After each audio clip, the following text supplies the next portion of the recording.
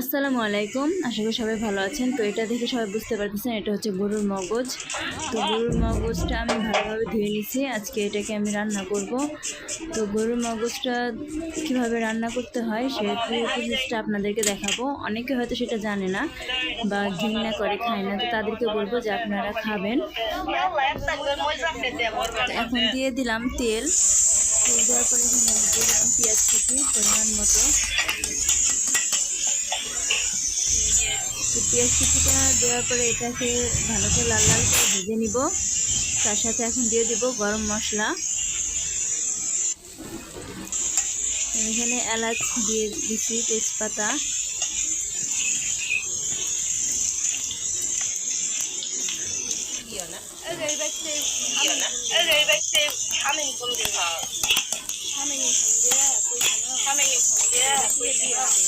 ভালো করে পেঁয়াজটা ভেজে নিতেছি। এখন আমি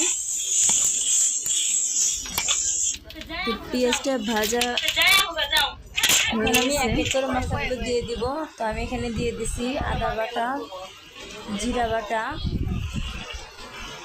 এখন দিয়ে দিলাম রসুন বাটা, আর দিয়ে দিব পেঁয়াজ বাটা।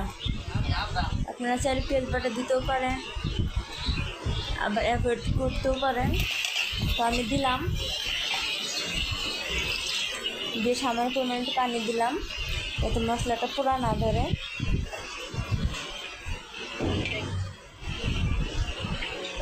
এখন এক এক করে গুঁড়ো মশলাগুলো দিয়ে দিব। এখন দিয়ে দিচ্ছি লবণ পরিমাণ মতো,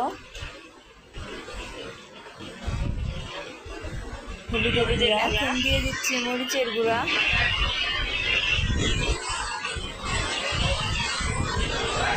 দিলাম হলুদের গুঁড়া,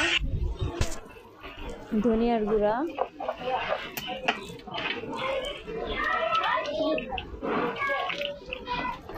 এখন দিয়ে দিচ্ছি দারচিনি, এলাচ, দিয়ে মশলাটাকে এখন ভালোভাবে কষিয়ে নেব।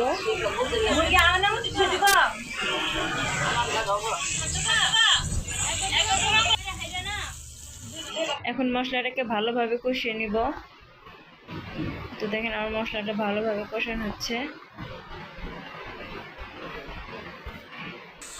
কষানো করার পর ভালো করে তারপরে দিয়ে দিলাম মাথার যে মগজ ছিল সেই মগজটা দিয়ে দিলাম। দেখেন মগজটা দিয়ে এখন আমি আস্তে আস্তে নাড়াচাড়া দিচ্ছি।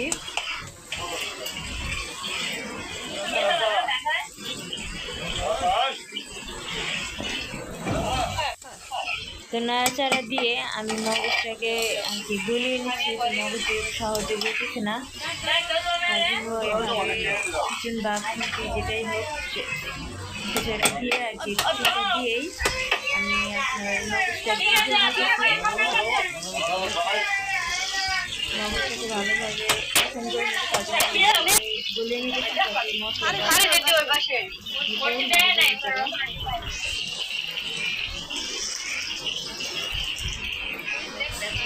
দেখেন এখনো আমার মগজটা এখনো গলে নাই, তার জন্য আমি একটু পর পর ভালো করে নাড়াচাড়া দিতেছি যাতে মগজটা গলে যায়।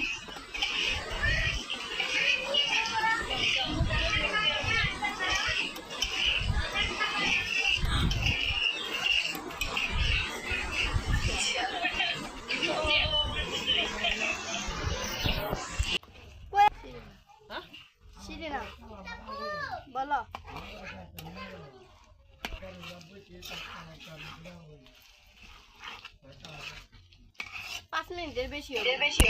নাড়াচাড়া করতে করতে দেখেন মগজটা এখন প্রায় গলে আসছে।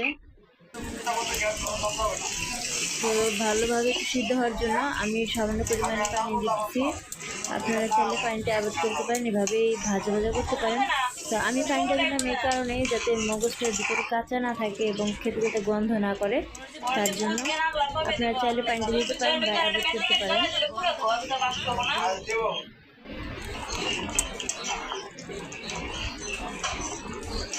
দেখেন পানি দেওয়ার পরও আমি একটু একটু করে নাড়া দিতেছি একটু পর পর, যাতে পুরো মগজটার ভিতরে যাতে মশলাটা ভালোভাবে ঢুকে, তার জন্য।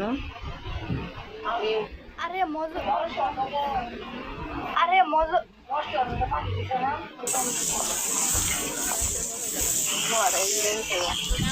সিদ্ধ হয়ে গেছে, এখন আমি শুকনো শুকনো করে নামিয়ে নিব। তো দেখেন আমি একটা বাটিতে তুলে নিয়েছি মগজ ভাজিটা। তো আপনাদেরকে পুরোটা দেখাচ্ছি যে মাসালে কীরকম হয়েছে। তো ধন্যবাদ সবাইকে আমার ভিডিওটি দেখার জন্য। ভালো থাকেন, সুস্থ থাকেন। আর আমার ভিডিওটি যদি ভালো লেগে থাকে আপনাদের, তাহলে অবশ্যই লাইক সাবস্ক্রাইব করে আমার পাশে থাকবেন। আল্লাহ হাফেজ।